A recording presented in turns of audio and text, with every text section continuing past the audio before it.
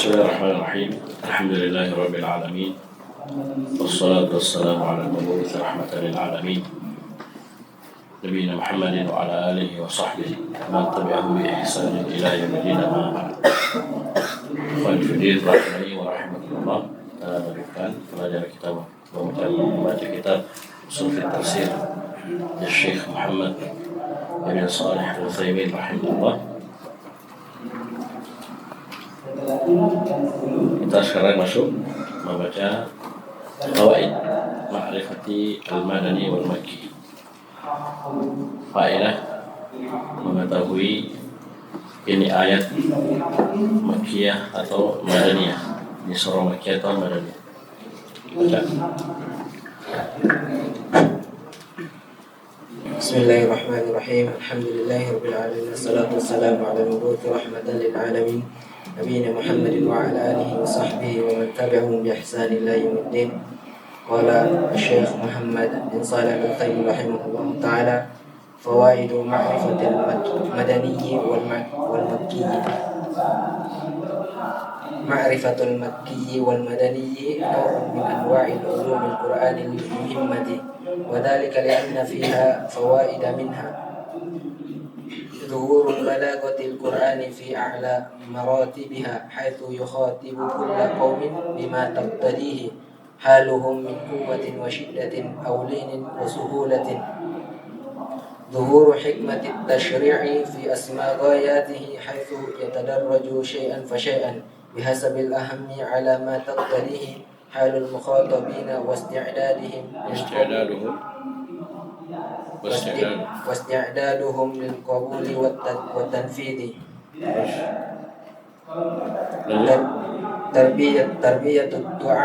تربية الدعاة إلى الله تعالى وتوجيههم إلى أن يتبعوا ما سلكه القرآن في الأسلوب والموضوع من حيث المخاطبين، بحيث يبدأ بالأهم فالأهم، وتستعمل الشدة في موضعها والسهولة في موضعها. تمييز الناسخ من المنسوخ فيما لو وردت آيتان مكية ومدنية يتحقق فيهما شروط النسخ، فإن المدنية ناسخة للمكية لتأخر المدنية عنها. Kata Syekh rahimahullah, fawaidu ma'rifatil madani wal makki. Faedah dari mengetahui, mempelajari ini ayat makki atau madani.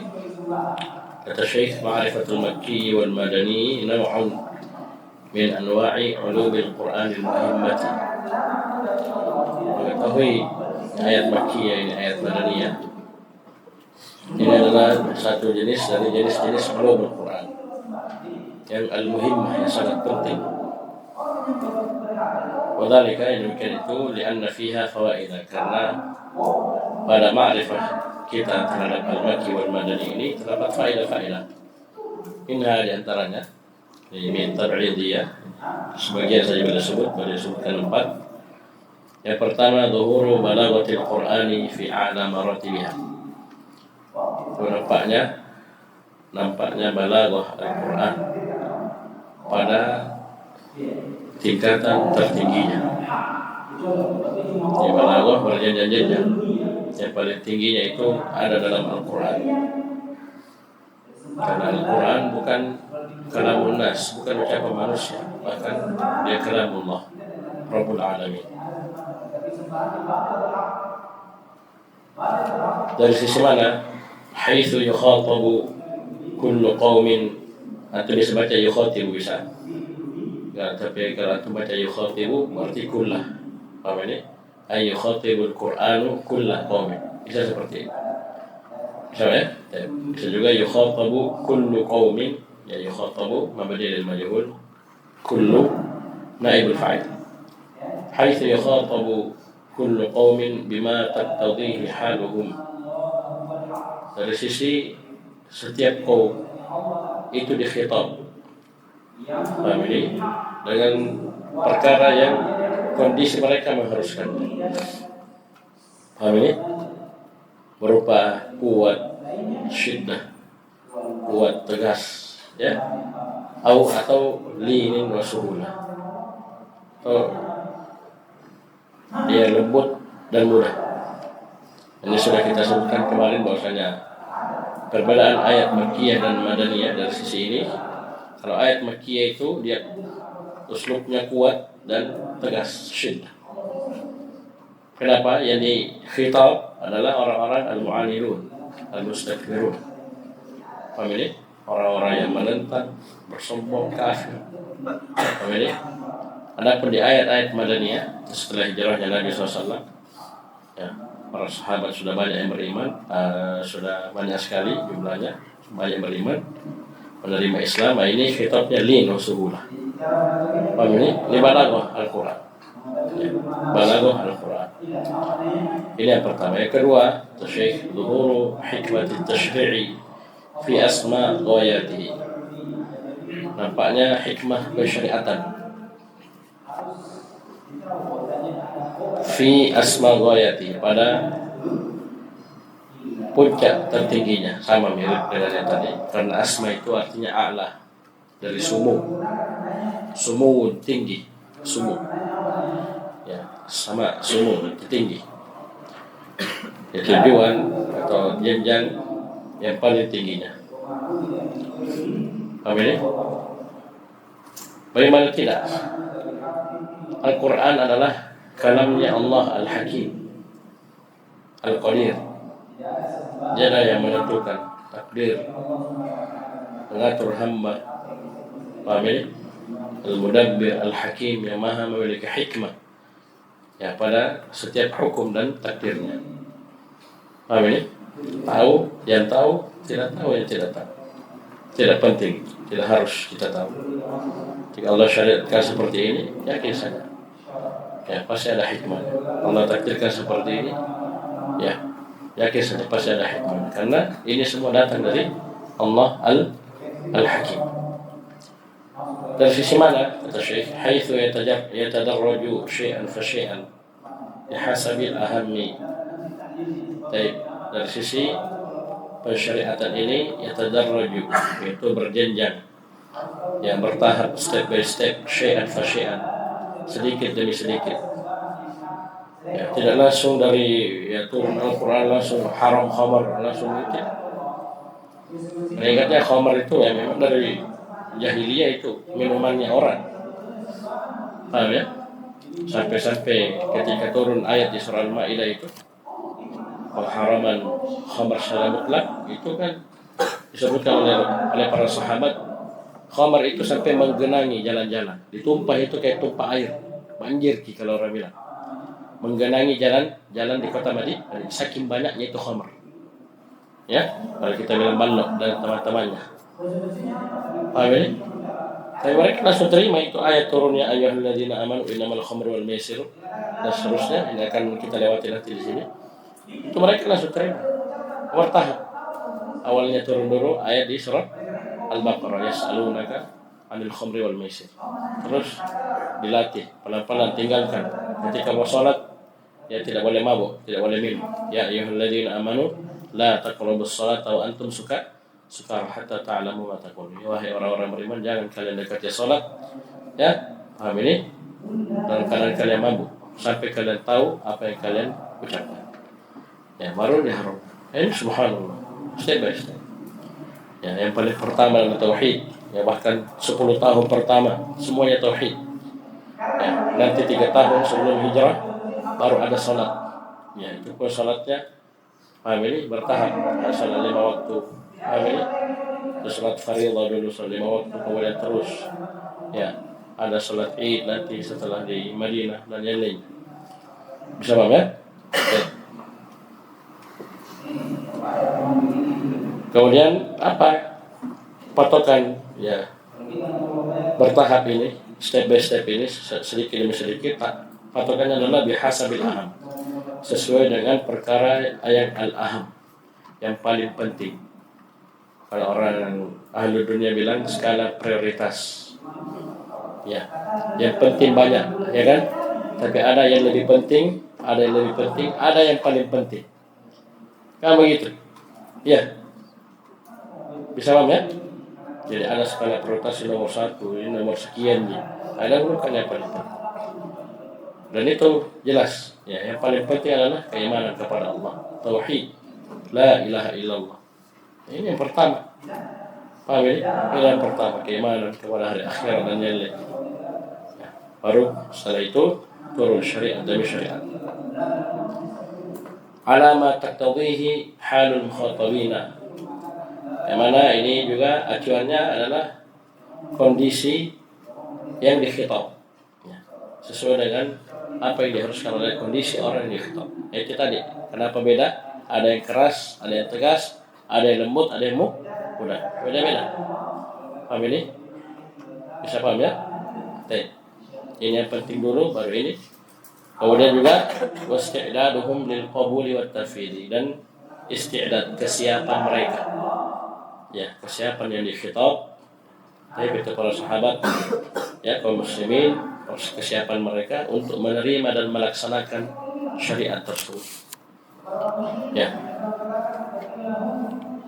Mereka kan langsung diharamkan khamr orang sekali. Paham ya? Puasa saja itu dahulu ya mas. Kalau puasa saja itu dahulu tidak seperti yang sekarang. Awal kali syariat puasa itu, kalau orang sudah sholat isya, paham ini? Atau sudah tidur, ya malam, dia bangun, maka tidak boleh makan lagi. Langsung imsak, langsung menahan. Ya itu pernah terjadi. Ya, sahabat ya, pulang ke rumahnya, ya mau buka puasa, ternyata belum ada makanan. Ya, istrinya bilang tunggu, saya carikan dulu. Ternyata dia ketiduran. Ya, wahai, ingat syariat mereka dahulu ketiduran, langsung mana tidak jadi makan. Nah bangun ya sudah, tidak boleh makan lagi. Pada sudah ada makanan. Nah ternyata besoknya pisang. Nah turunlah ayat. Amin. Wakulu washrabu hatta yatabayyana lakum al-khayt al-abyad min al-khayt al-aswad min al-fajr. Makan dan minum, makan berhubungan sampai terbit fajar. Baik.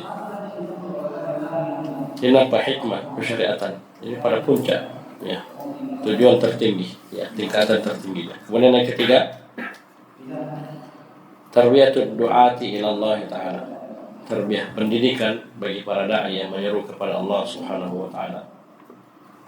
Wa tawjihuhum, dan arahan untuk mereka, bimbingan untuk mereka. Untuk apa? Ila ayattabi'u ma salakahul Qur'anu fil uslubi wal mawdu'. Agar mereka itu mengikuti apa yang ditempuh oleh Al-Qur'an dari sisi uslub dan mawdu'. Ya. Ya, karena Syekh Al-Utsaimin rahimahullah di syarah salah satu usul itu disebutkan, beliau ingatkan ya, dalam berdakwah itu kita butuh ilmu, ya kan? Tapi ilmu yang kita butuhkan dalam dakwah bukan hanya ilmu tentang materi yang akan kita sampaikan. Paham ini? Itu diantara ilmu yang kita butuhkan dalam berdakwah, yaitu ilmu tentang materi apa yang kita mau sampaikan. Tauhid, fikih atau yang lainnya itu harus kita ilmui, betul. Tapi ada ilmu yang lainnya yang harus kita miliki, itu ilmu tentang kondisi al-mukhatabin, al-mad'uwin, kondisi orang yang kita ajak bicara, orang yang kita ceramahi, yang kita dakwahi, yang kita ngisi di situ. Misalnya ada masjid kita ngisi di situ, bagaimana kondisi masyarakat itu kita butuh ilmu supaya pas, ya. Ya, misalnya dia orang yang anti pemerintah misalnya. Ini biasa kadang kalau kita langsung ya tegas menyebutkan tentang ketaatan kepada pemerintah, karena langsung respon.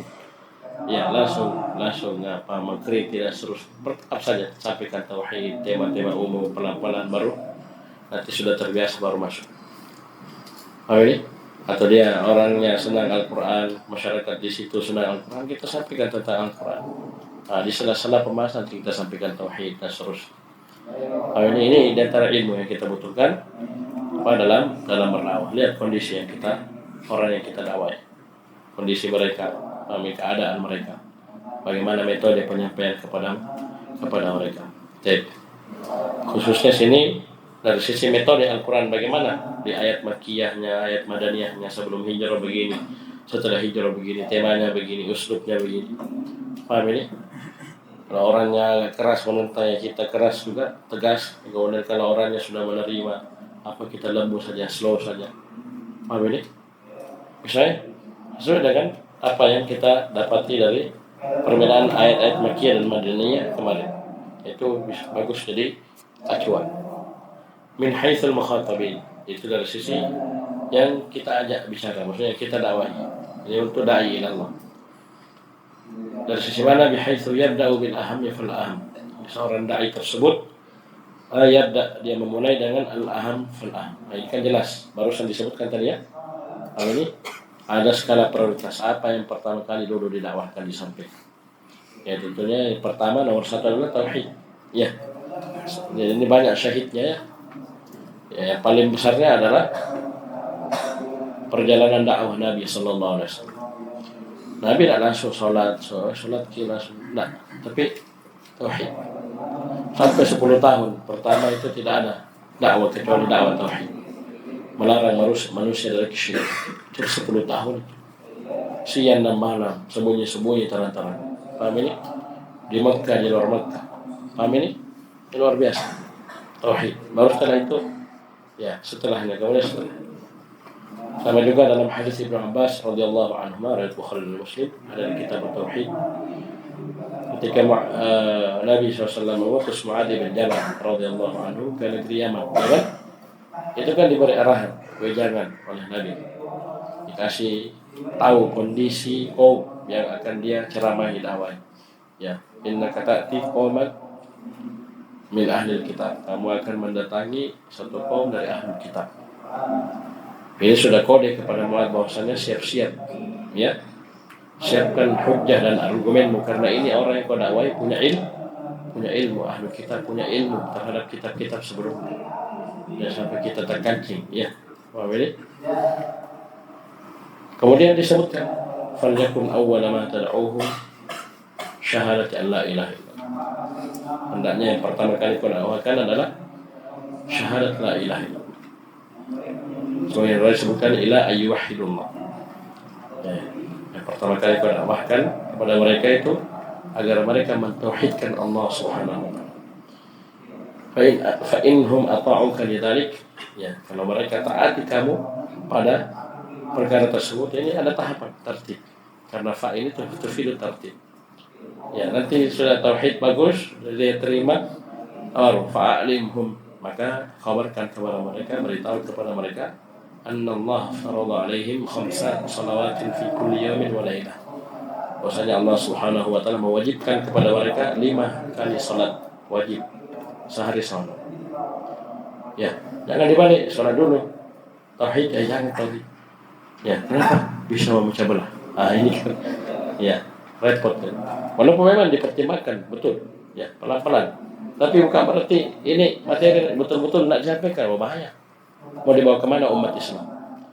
Ya, dai-nya, penceramahnya, masya Allah, ceramahnya, tapi tidak ada nilai-nilai tauhid, khususnya tauhid uluhiyah, la ilaha illallah.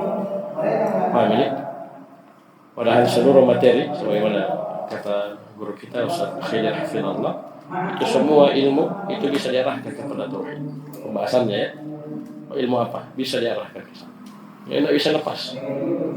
Sebabnya, kita belajar nahwu sarf untuk bisa baca kita, untuk bisa memahami Al-Quran Sunnah. Dan yang paling besar dari kandungan Al-Quran Sunnah adalah tauhid. Ya kan? Tauhid la ilaha illallah. Itu yang pokok, itu yang inti. Maka itu adalah dasar dari seluruh, ya, bangunan agama kita. Oleh karena itu kalau kita lihat rukun Islam saja, 5 rukun Islam, yang pertama apa? Apa rukun Islam yang pertama? Mengucapkan 2 kalimat syahadat. Dari 2 kalimat syahadat apa yang pertama? Asyhadu an la ilaha illallah. Itu nomor 1. Terlalu yang paling pokok, yang paling penting, yang paling luar biasa, yang paling harus kita wujudkan. Ya, sebelum segala sesuatu. Tentu landasan, ya, pondasi. Kapan tauhidnya rusak? Sesaji. Ya, capek sholat ya, family capek ya, umroh tiap bulan, haji tiap tahun, terjatuh dalam syirik akbar, dia tidak perhatikan tauhidnya, habis semua itu. Habis semua. Dia bersedekah, bangun, ternyata dia terjatuh dalam syirik akbar. Oh, naudzubillah. Apa yang mau kita harapkan di hadapan Allah Subhanahu wa taala? Kemudian Syekh jadi mulai ya, yang paling penting ya, ada skala prioritas apa yang dahulu disampaikan. Wasta'malu syiddatu fi mawdi'iha wa suhulatu fi mawdi'iha, dan digunakan ya, metode tegas ya, keras itu pada tempatnya, ini, dan metode lembut ya, ini slow itu pada tempatnya. Kita lihat kondisi keadaan. Ini sebagaimana ayat Makkiyah dan Madaniyah ya. Ayat Makkiyah turun kepada orang-orang yang menentang, wah uslubnya tegas, kuat.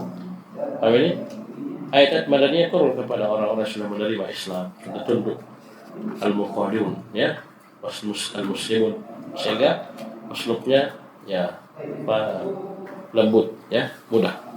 Terakhir yang keempat yang boleh disebutkan dari fawaid adalah tamyizun nasikhi minal mansukh. Ini di antara ilmu yang paling penting juga yang harus kita pahami. Baik. Dengan kita mengetahui Makki dan Madani, ini ayat Makkiyah, ini ayat Madaniyah, ini akan kita bisa tamyiz, membedakan antara an-nasikh dari al-mansukh. Apa itu an-nasikh dan al-mansukh? Ini kaitannya dengan hukum ya, hukum syar'i. Sebelumnya syariatnya seperti ini, kemudian datang hukum setelahnya menghapus hukum sebelumnya. Itu maksudnya nasikh dan mansukh. Paham ya? Bisa paham ini? Baik. Seperti yang kita bilang tadi, tahapan pengharaman khamar. Awalnya masih boleh. Paham ini? Kemudian meningkat. Baik. Perhatikan, meningkat boleh, tapi nanti salat tidak boleh mabuk.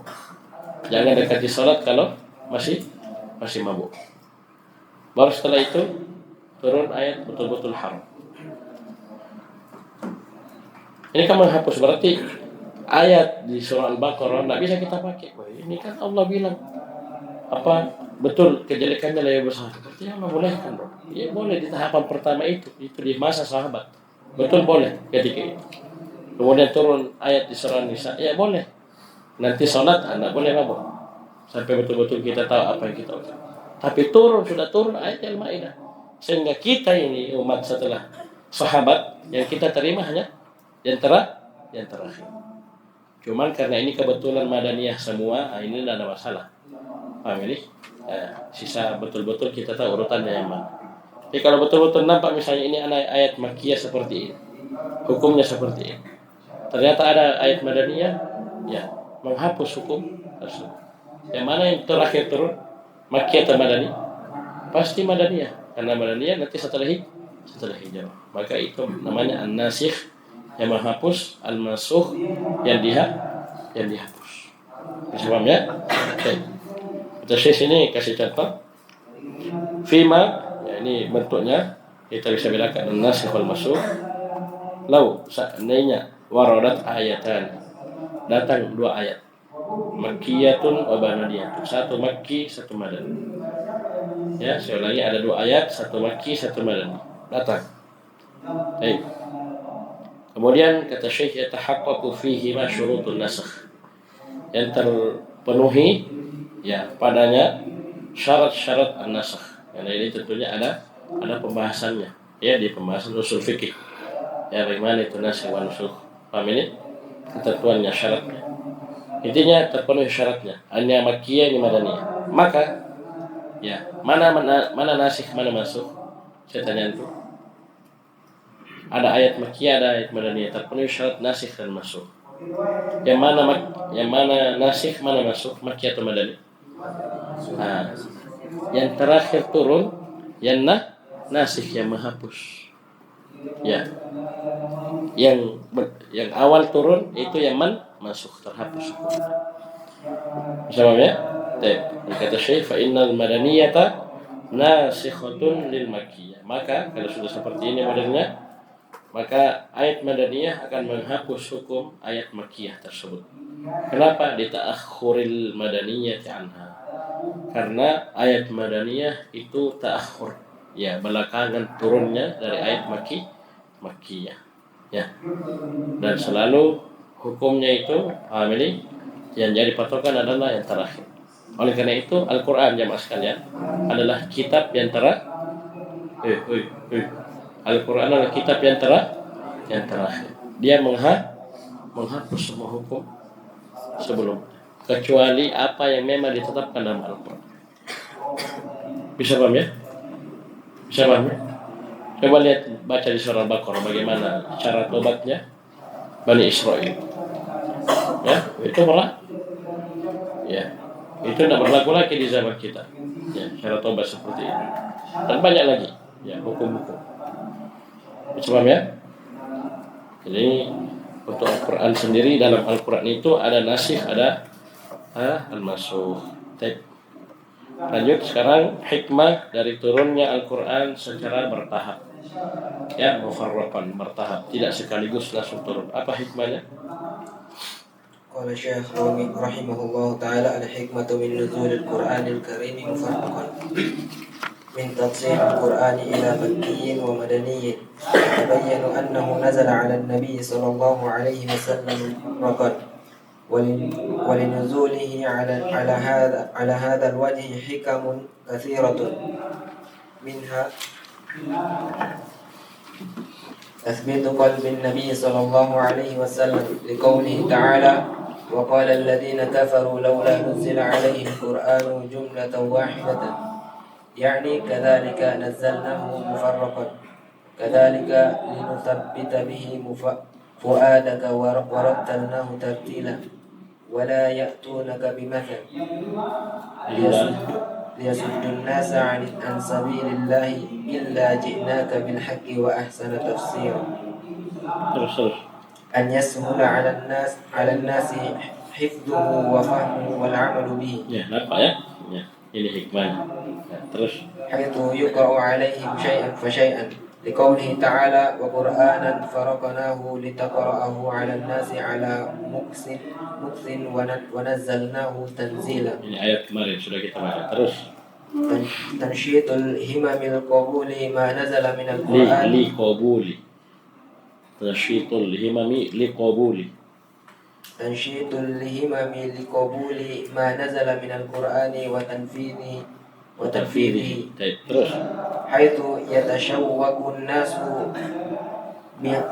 بلهف وشوق إلى نزول الآية، لا سيما عند اشتداد الحاجة إليها كما في الآية الإفك واللعان. Ya, itu luar biasa ya. Betul-betul dinanti-nanti itu turunnya ayat, karena ini masalah luar biasa.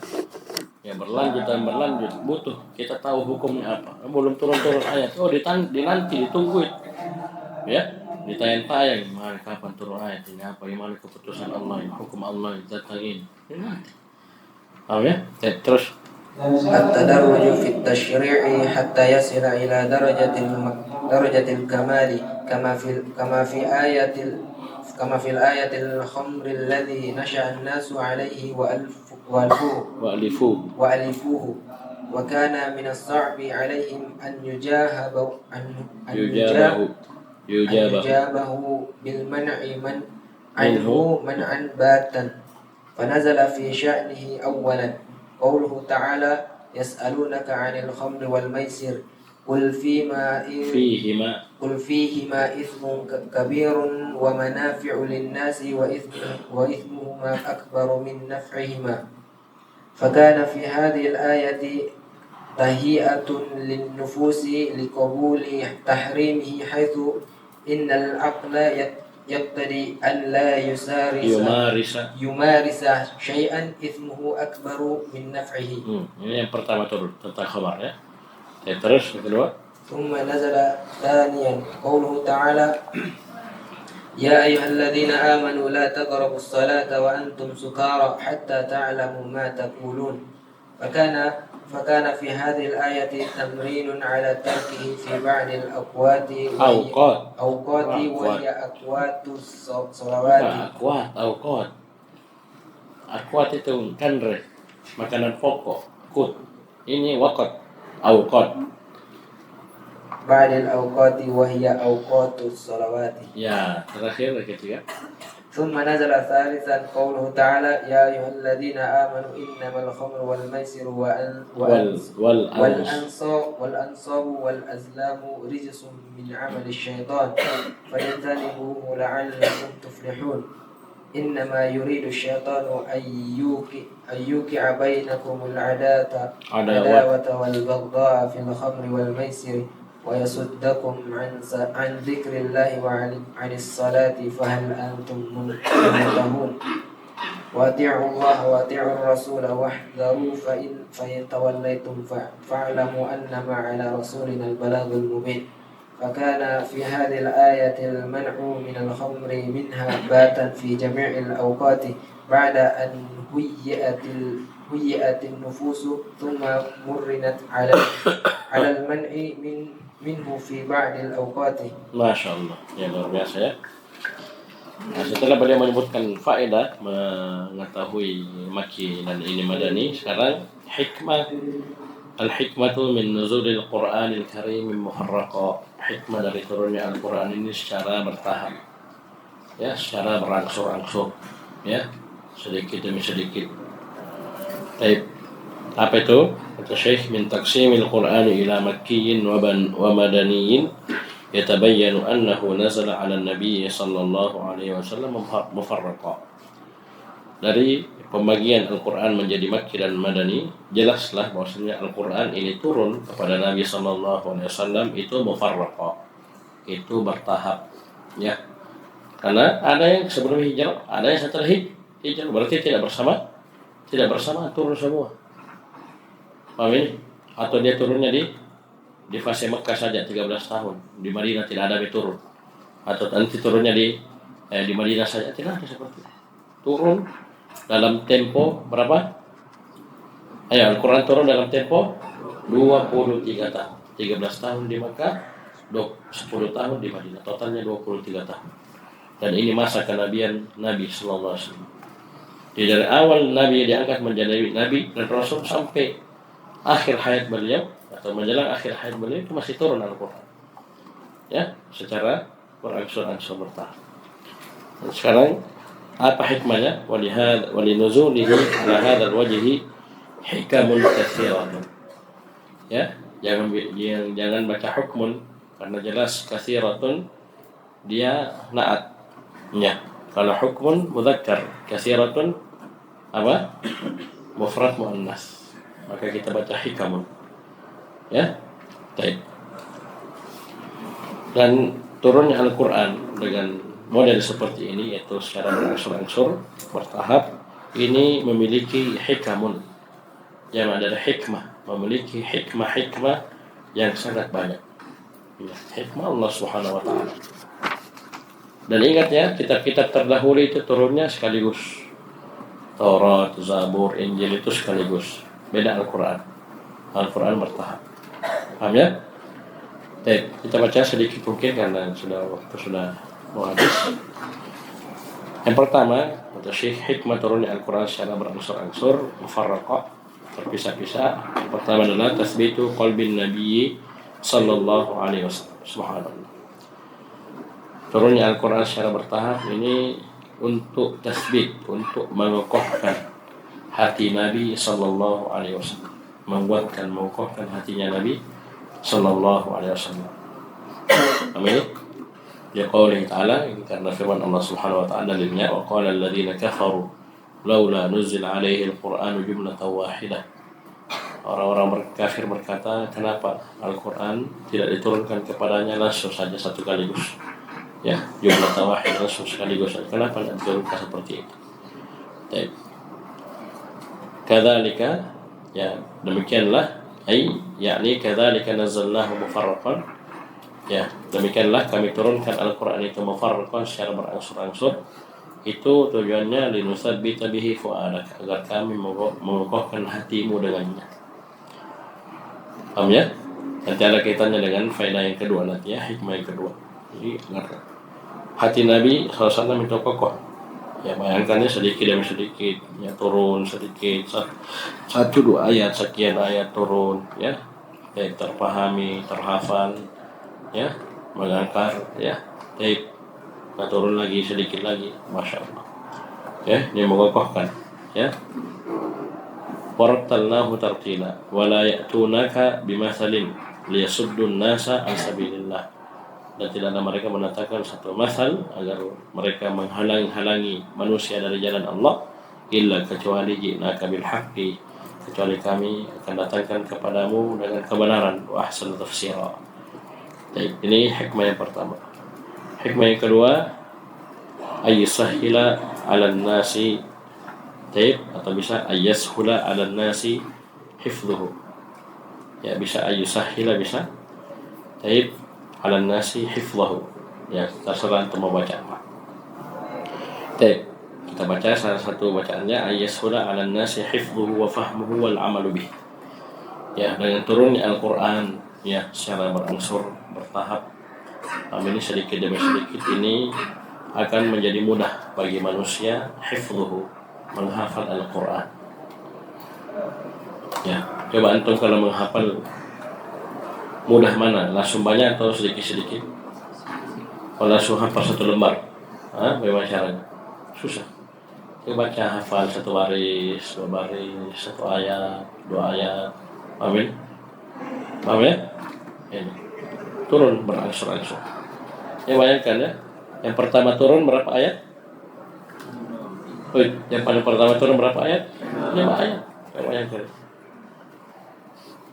Tapi ini lafaz, makna, pemahaman, kandungan itu langsung terajarkan, ya, meresap dalam hati para sahabat radhiyallahu anhum. Turun lagi nanti, turun lagi. Ya, terhafal. Wa fahmuhu, dan mudah bagi manusia untuk memahaminya. Ya, kalau langsung turun banyak ini materi tentang ini, ayat tentang ini sekaligus, wah berat. Tapi kau bayangkan nih, turun sedikit, turun ayat tentang ini, nanti turun lagi ayat tentang ini, memahaminya mudah. Ya, tentang khamar saja nanti akan dijelaskan, ya, 3 ayat. Ya, berbeda di surah yang berbeda pula. Ini turun. Ya, awalnya masih dipancing, ya, pemikiran mereka, akal mereka, kemudian kedua dilatih mereka meninggalkan khamar pada sebagian waktu, baru nanti diharamkan secara mutlak. Paham ini? Baik. Wal amal lebih, dan yang paling pokok adalah agar mudah bagi manusia untuk mengamalkannya. Ya, dan ini tentunya bertahap, ya. Ya, biasanya mereka hafal dulu. Baik, ini satu paket biasa dengan pemahamannya, ya, fahmuhu sekaligus karena ini diambil dari Nabi. Ya, ingat lafadznya dan maknanya, bukan hanya lafaz saja. Bukan hanya qiraahnya saja, bacaannya, tapi lafaz dan maknanya. Dan bagaimana mereka mengamalkan itu dijelaskan oleh Nabi sallallahu alaihi wasallam. Haitsu yuqra'u 'alaihim syai'an fasya'an. Dari sisi kenapa dikatakan mudah?